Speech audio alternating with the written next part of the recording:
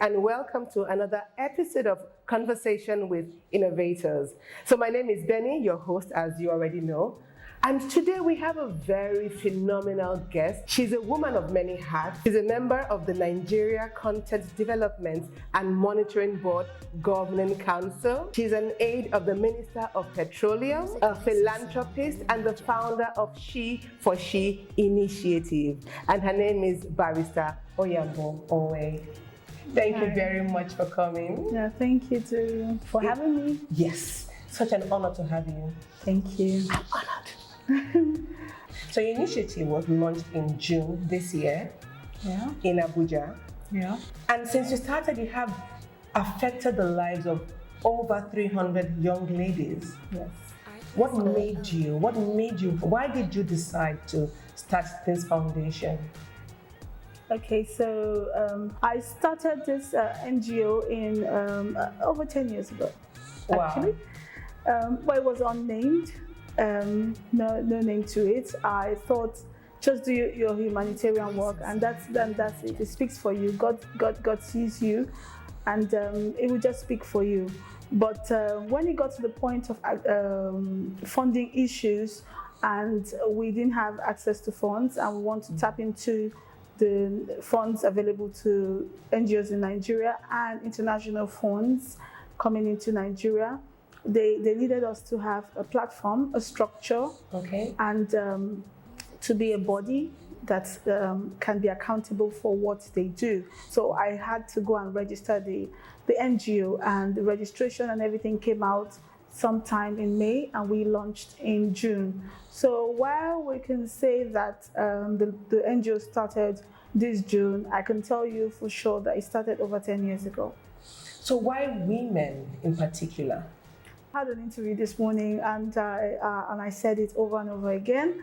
I'm a woman. It's easy and easier to talk about what you have been through, talk about what you can relate to and relate with. So I picked that gender specifically because we are seen as weaker in Nigeria, and I've been through it, I've experienced it, and I can see that there's a lacuna there, and it's something that can be worked on. And I saw myself going into that space to be able to help people that are in that demographic.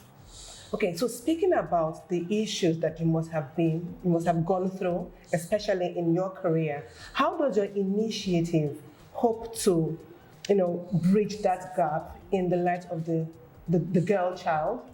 So one of the things I went through as a woman when I started work, when I got my own, because I started quite early. I was into trading, I was doing buying and selling, but I got a government job, an appointment in the government, and by the grace of God in Bayelsa State, when I was about 28 years old. And one of the things that I had as an issue, my darling, was because women, trying to ensure that you don't even get past a particular level. Wow. So while we are all over the place and saying women liberation, women equity, women equality, women can actually be the problem of women. Exactly. So I had a lot of women trying to downplay my role as a young person being in government.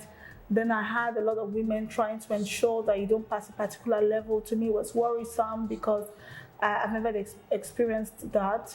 The thing that got me here was trying to be excellent in whatever role you're giving. Yeah. So I just try to see how I can ensure that girls be excellent in whatever space you are. Don't try to be another person. You have role models, obviously, and you want to be like your role model. But trust me, if you are in this space, if you are selling Gary, let you be known when you enter Bayelsa State that this is the person that sells the best Gary. The go-to person for it. This is the go-to person for it. If you're the person that sells fish, she sells great fish, and she dries it properly. She even spices up and try to be innovative and creative around fish. Selling, and then you can also be the person that, one person that, if you even call her midnight, she'll be able to deliver to you. And, just try as much as possible to be different in your space. Great. So if I'm selling used wear, thrift items, it's okay. Wherever you are, that's it. So that's one of the things that the initiative is trying to do, trying to make you comfortable and bold in whatever space you are. Okay. And another thing we lack is direction. Okay. There's some people that are floating around because they don't know, they're not too sure about direction. That's why we're trying to set, and we have actually started the mentoring session, counseling as well, where they try to make it to go into a particular direction, because it's easy for young girls to try to be what their friends are. Exactly. Try to even study what their best friend is studying. Wow. But that's not actually where you are. It takes time sometimes, but we get there. Excellent. When you were speaking, I heard you say something like the women were the ones trying to prevent you from reaching. Yes. And not the men. No, I got the most welcome from the men. Sure. And the truth is, don't get it twisted. Yes. I wasn't even sleeping with the men. But you got I was good. I was good at my job, and they respected me for that. Okay. They can even be gossiping at the back and say, "This one, don't go near her. She's not like that." But just be good in your space. So that means the men respect competence. That's it. Excellence. But at this point in time, a woman should be able to only date who she feels like dating, fling or no fling. So it's not a matter of I have to sleep with this person to get to the next level. No, just try and be competent in your space. I keep saying that. They will find you. Yes, they will. They will find you. They will. Yeah. For someone that was inexperienced, never been in government, got that kind of sort of appointment. Sure. Sure. And it could be things that you're doing unconsciously that would have, earned you that. But because you're not sure of yourself, you need those people that can boost you and help you to be comfortable, to be able to carry out your activities. So the best set of people that will help the women are women. So moving over to more things. During the panel session, again, we also discussed about various things, and I'd like to hear your own perspective. Eradication of gender stereotyping in workplace. I have worked with men and women. Yeah. Just be good at what you do. Okay. That just helps you. So when you come in, don't be worried, don't be scared. They will say stuff. She's too young, or they'll be woman. True. If you make mistakes, trust me, they'll say, now woman. Exactly. They always say that. But that shouldn't stop you. Keep doing it.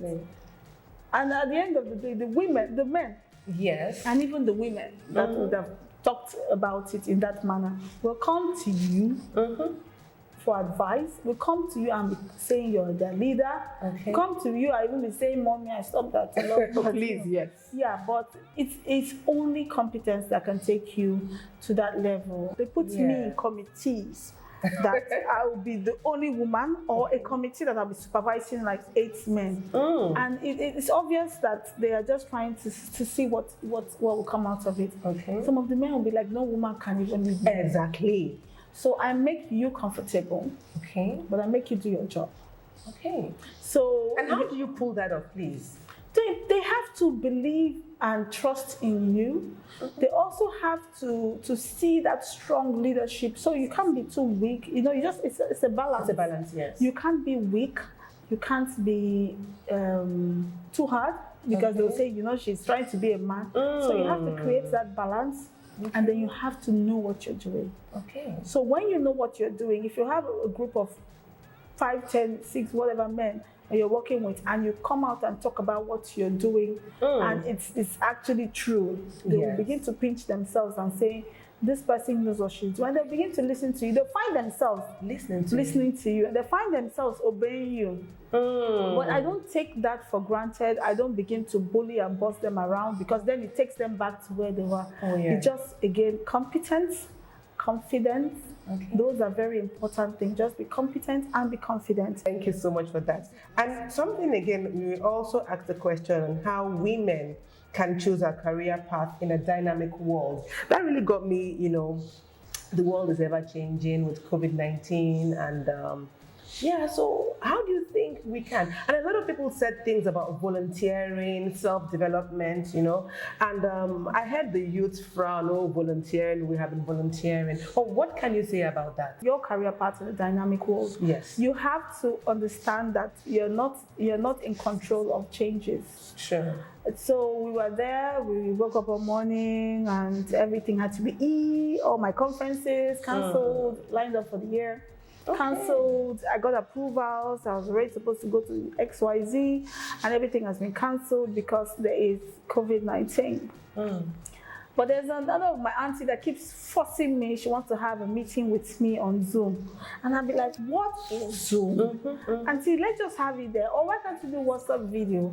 And when the COVID started and everything, the whole Nigeria Zoom. She said, "That's Zoom." Wow. Period. That is Zoom. So you have to be able to accept change, and you have to be able to be flexible. You have to be innovative. Yes. You have to learn how to be susceptible, whatever, to changes. Okay. You have to accept it, and you have to keep an open mind towards it. One of the things the program is trying to do to young women is to teach them how to have this open mind towards any and everything. You don't control it. It's not for you to. You can't even control it. You can't. It just happens. And then for volunteering is very important. I always use my husband for example. When he lost his job, he was a bit grumpy and grouchy about it. Okay. And one day I got tired and I asked him that, why don't you go back to that place, because their downsizing is not their fault. Okay. They are downsizing because of the reality on ground. And he kept on being grouchy about it. And I told him that, why don't you go back there? Okay. And tell them that you want to volunteer to work for free. Wow. He became more grouchy for another 1 year. Oh, how can you think? So if I go, how do I feed the family and all that and all that? So at the end of the day, he volunteered and he started going back to the office space to say, look, whatever it is, I can do, photocopy, whatever, just give me any task. Wow. And guess what? They're telling him, I'm trying to move equipment from here to here. Can you do that? Okay. Then they say, we'll pay you. Wow. So it has gone back to the payment era, right? Okay. And now they had some jobs outside where we stay. And it was him that they used first. Wow. Because he volunteered. So the issue, I had 2 people talk about it. I volunteered before, I got stuck. Nobody can steal the experience that you've gotten. Exactly, it's yours. It's yours, it's forever. So finally, do you have anything to say? I have a whole lot. Please, the floor is yours. But it's important for the women to know that you can be that person you are, and then you can do anything you want to do. You can actually be it and do it. Don't worry about it. It's important for you to know that you cannot be another person. Just be yourself, and you can do it. If you need support, you can always come to She for She Initiative. You go on Facebook, She for She Initiative, Instagram, She for She Initiative. You'll see it there.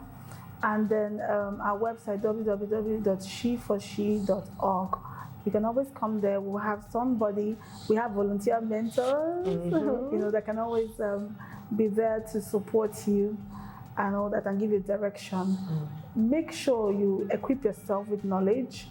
Instead of going on to WhatsApp and Instagram to dance around, show your body and all that, use it instead to sell your business, to sell your ideas, and you never can tell. Somebody might just find you. So that's all I have to say, especially for my Bielsa sisters. Wow, thank you so much. Thank you so much, Oyambo, Barrister Oyambo. Thank you for coming. Okay. Thank you for coming on the program. Guys, you have heard her. She's a woman of many hearts. I call her a polymath. Thank you so much for coming on our program, and I hope to see you same time next week. And in case this is your first time of being with us, please subscribe to my channel, like, follow, comment, share with your network. Thank you very much, and bye-bye.